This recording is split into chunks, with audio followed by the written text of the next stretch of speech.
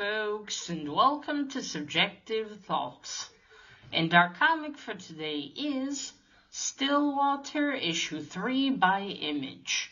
Now, there is shooting and some blood in this one, so if you are in any way squeamish, you have been warned. Also, spoilers. Alright, here's the team.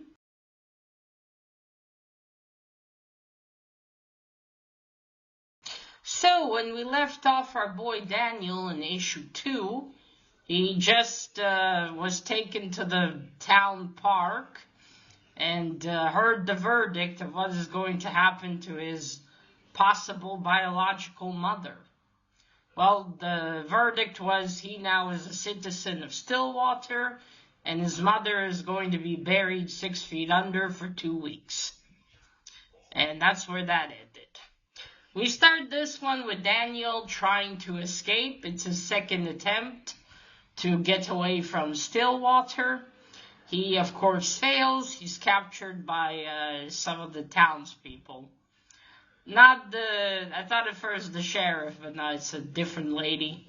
Anyway, he fails. He's brought back. He narrates on how this is his second attempt. The woman tells him that, this is a second strike, third strike. She's going to wait until they're out of the town limits, and she's going to shoot to kill, basically. So it's the next day. He changes. He's also keeping a diary, which is another thing that's forbidden. You're not allowed in the town to take notes of your life and things related to the town. I don't know if you can't escape. I don't see what their problem is with that. But anyway, he changes. He says first, the only evidence of him being shot is his laundry, because his shirt has bullet holes, but his wound is healed completely. So he showers, he changes, and he goes outside. You can see people, looking at him, spying on him, kind of. He's got that shithead deputy watching him from the rooftops. I know, that's a bit later. First you got someone, also giving him a smile. Or was that the deputy? I can't remember. The hat, or the cap was a bit similar. Anyway, he goes to the doctor that he met before when he first came to town, and tells him, hey, I need a doctor. I forgot the doctor's name, but never mind. So, Daniel wants to know everything about the town. A doctor says, let's go take a walk. But, of course, with all the rules that the judge gives, the doctor can't really tell him anything. But still, he tells him, you have to get, people have to get used to you, have to get to know the town, and learn things. He basically won't tell him anything since the judge or the sheriff haven't told him anything. So they take a walk. So whatever this is that happened to this town, he explains to him the whole thing. It's not that they, just live forever. It looks like whatever either magical thing or phenomenon, scientifically wise, that happened here, basically froze time. So that's why people heal, because they essentially revert back to their actual state, to the state that they were before. So, let's say if someone in this town didn't have an eye, whatever happened to the town wouldn't give him a new eye. That person would still be missing one eye, but if he poked out the second one that he had remaining, it would grow back. The doctor tells them that they don't need to eat, but they still enjoy doing it. That, like with kettle there, for instance, since you can't kill the kettle, some people go and remove the meat while the kettle is alive, and he's just horrified by their existence. I mean, understandable. I'm horrified by this entire town's existence. Honestly, it's terrible. And you know, the same with like anything living. Like they go, there's corn, and he rips one corn ear. What do they call them? And it grows instantly back. They said they're constantly learning new things about the condition of the town. Like, for instance, they have a massive problem with fires.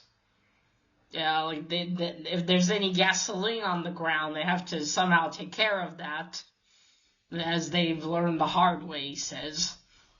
And he tells them that he's seen even people in town grow, like, I don't know, beheaded and grow a body back. I don't know in what situation they would. Maybe that's how some of them tried to kill themselves.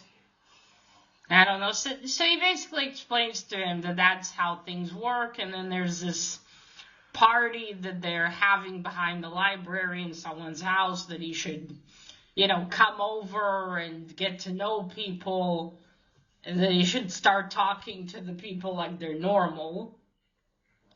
And, you know, that's how they'll warm up to him. The woman that shot him in the beginning is spying on him and on the doctor, and she reports back to the asshole deputy. And he says, not to worry, the doctor is not going to tell him anything. And that he shouldn't. Glenn, the little boy, arrives. It seems like he's constantly on the rooftops now, and he asks the deputy, why are you drinking coffee? Because, again, the coffee, nothing affects them anymore. And he tells Glenn, you know, you've never had these habits, never had this, you weren't old enough. So what? And Glenn tells him, let me read you this, because I thought this was kind of funny. Okay, there we go. So does that mean you were a controlling dick who thought he could run the town before the day? Or that day, it should have been. And then, of course, the deputy, being the asshole that he is, just pushes him off of the roof. Which isn't going to do shit, of course, because they can't die. So, Daniel goes to the party, meets the doctor there, and everyone's hanging out, drinking. You see the sheriff there, and the mayor's worried. He talks to her about, I don't know, I think he was worried he wouldn't be reelected or something, even though the judge controls everything. There's something else the doctor told him. They used to make voting on everything, but then the judge just began taking all the decisions. It's not said how long the town has been like this. I don't know how long they've had, you know, when was the system like that before, and then what happened. Anyway, the sheriff's in a pissy mood. She tells him to stop worrying, it's all going to be the same. The judge is going to decide, and anyone who will refuse, or, you know, they'll be laughed out of the courthouse, or she'll escort them out, basically, and that's it. She tells him to enjoy the party. Daniel is then, the doctor tells him that alcohol doesn't affect them, really. But if they drink it quickly, they'll get a buzz for 5 seconds. That was one of the things that was one of the harder things for the townspeople, that they couldn't drink to numb the pain. Immortality ain't so great when it's this kind of immortality, is it? So, then he introduces her to this lady. She's the administrator. At first, it sounds to Daniel, she makes a decision, and he's like, wait, but I thought the judge was the one. She said yes, but she basically, her job is to write birth certificates, death certificates, and send them to the proper government bodies to keep everything in order, basically. So she's the one, and she has been only doing this recently. Now, I don't know what recently in this case means, because, Daniel tells her, oh, well, but you missed me, and back then, I guess they didn't do that. They didn't follow these things, which, again, how long has this town been like this? Because the way people act, it seems like it's been, I don't know, 100 years, maybe more, but it's not possible based on the... Granted, I don't know. Maybe the townspeople purposely made change, if that's even possible to make changes to the town. I mean, based on the bills of everything, it couldn't have been that long, so it's a confusing part for me, because I don't know what the timeline here is, but clearly 20-something years ago they haven't done that, and that's probably how Daniel's mother, allegedly, I mean, I'm sure she is, but still not all's clear. She, doing that, somehow got him out of the town, gave him to that other, I think, sheriff maybe, someone else, that was his father maybe, and that's how he took him out of town. Well, which again, I'm still confused about that. Did she tell everyone he died? How did she manage to do that? But anyway, since then, so when people in town reach their natural, like the day they're supposed to naturally already die, she writes the correct certificate, and that's it. And then there's this guy with them that it's his time. So they don't really celebrate birthdays, but they celebrate your death day. The day you're supposed to naturally die, basically. Then the guy's a little, wanted to die heroically fighting off a gang of bikers. Whatever. And then she tells him, now I'm gonna keep a tight ship, so you better watch it, basically, she tells Daniel. Or Thomas. I think was it Thomas? Is his real name, let's see. There we go. But now, if I find you threatening this town in the slightest, I will not hesitate to fill out your death certificate. Yeah, Thomas, there we go. Then it's the next day again. Daniel dresses and he says to himself, he's going to play by their rules. He's going to not cause any more trouble, so they will slowly trust him. And how at first they're not going to buy it, but then over time they will, because he's never going to forget that they killed his friend. And if you will remember, in the first issue, when he came to this town with Tony, they killed Tony and burned his body. So he's never going to forget this. He's never going to just live peacefully here. I mean, who the fuck would want to? Anyway, as he says this, he's going to the park. He passes the police station. The sheriff's glancing at him there. He goes to the park. His mother's being dug out by the guy who buried her. The judge is there. They stare at each other. And then she's pulled out. She hugs Daniel. And then when we go to the sheriff. She turns on the TV. It's happening simultaneously. She sees that there's a news report about Tony. How he's been missing for 2 weeks already. And that's it. That's where the issue ends. Okay, so first cover. Let's get to that one. Okay, so I like this one. Looks cool and creepy. You see Daniel's here in the center. This is his mother. Now she's probably lying 6 feet under. You see the worms around her. And there we go. I like all the blues with the red. It's very catching. And here they done a good job with the Stillwater written. It looks good. Okay, art. Alright, so there's Daniel making his second escape. This is the woman who shoots him. And he's dragged back to town then. You can see here where he's shot. As I said already before, art's decent. Alright, there we go. And then you see, you see them going out of town. And I guess the area is pretty big, as she said, 50 more feet. Or maybe not, I don't know the measurements in feet. Okay, there we go. So, for the story now.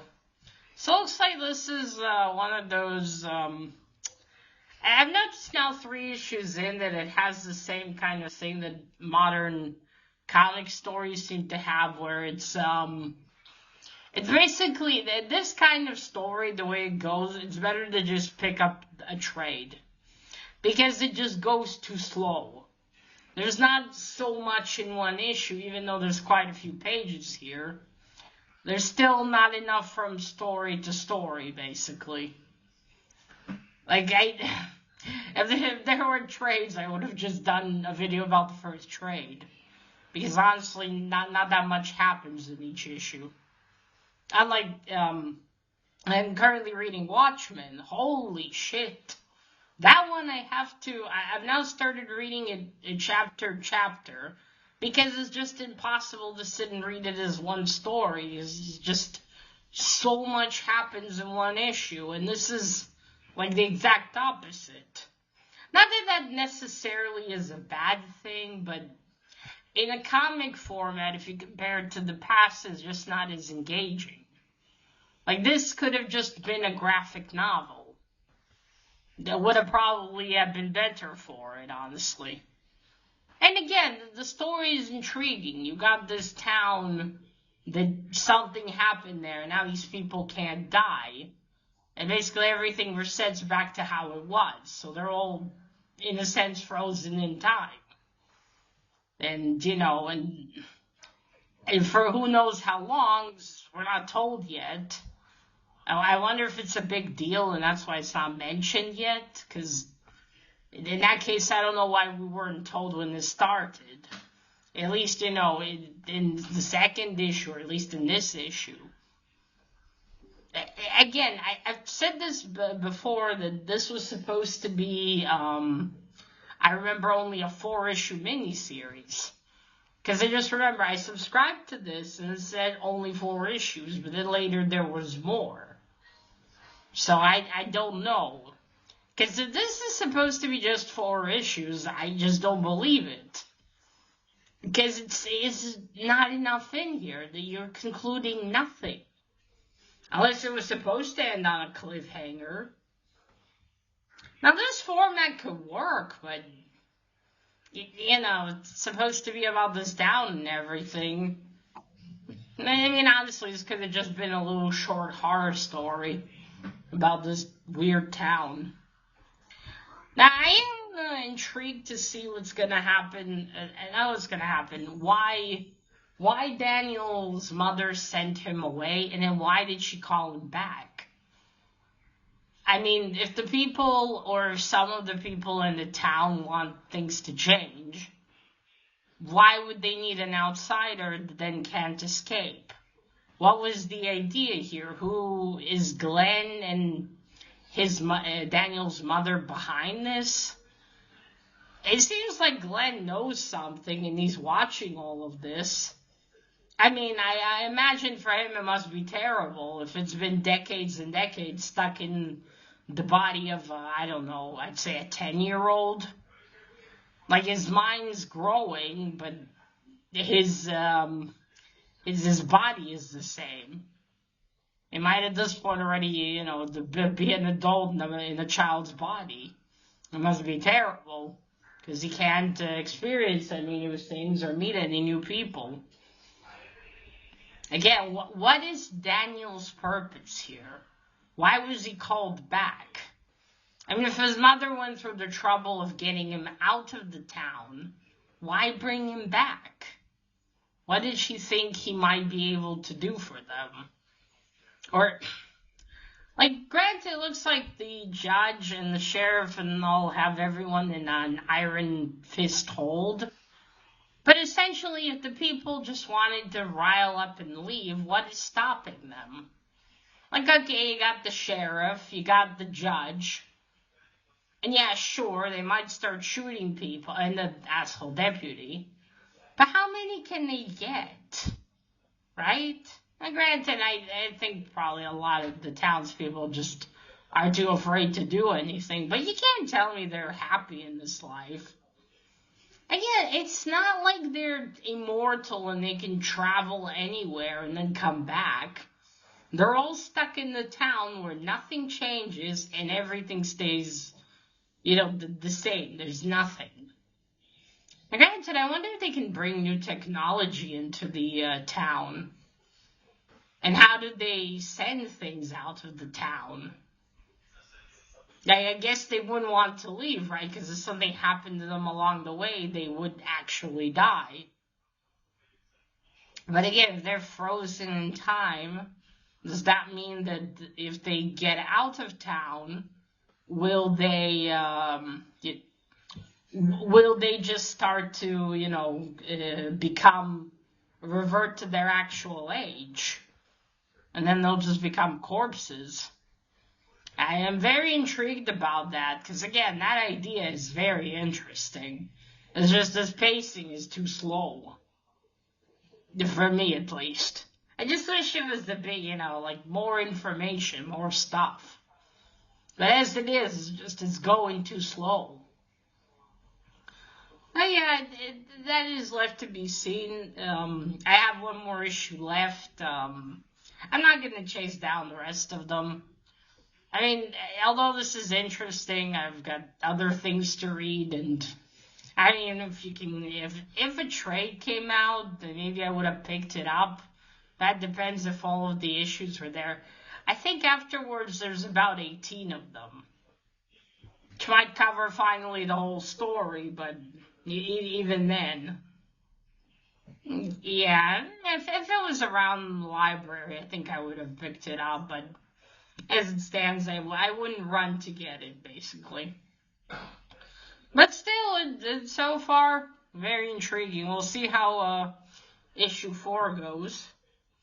I really wish I could find some of the information if this was meant to be a miniseries, but then they prolonged it.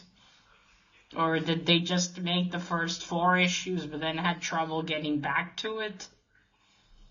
I don't know. Again, it astounds me how in the past, 50, 60 years ago, they were churning out, even if it was an issue a month, still, you got an issue on time, it was done, you got to read it, and now they can barely, do even a mini-series.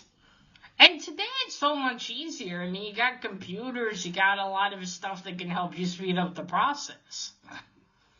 So, I mean, I know some people, they draw on a tablet. Not that it'll make it any quicker, but, it might be a little easier.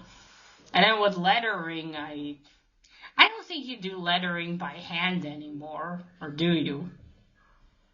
I don't know. I think maybe today it's more computerized. I mean, you still have to sit and do it, but in this case, you're typing, I would imagine. Anyway, I'm rambling on here. We'll see what happens in issue 4. Let me know what you thought of this one, and that is it. Remember, collect what you're passionate about, share it on YouTube. Bye!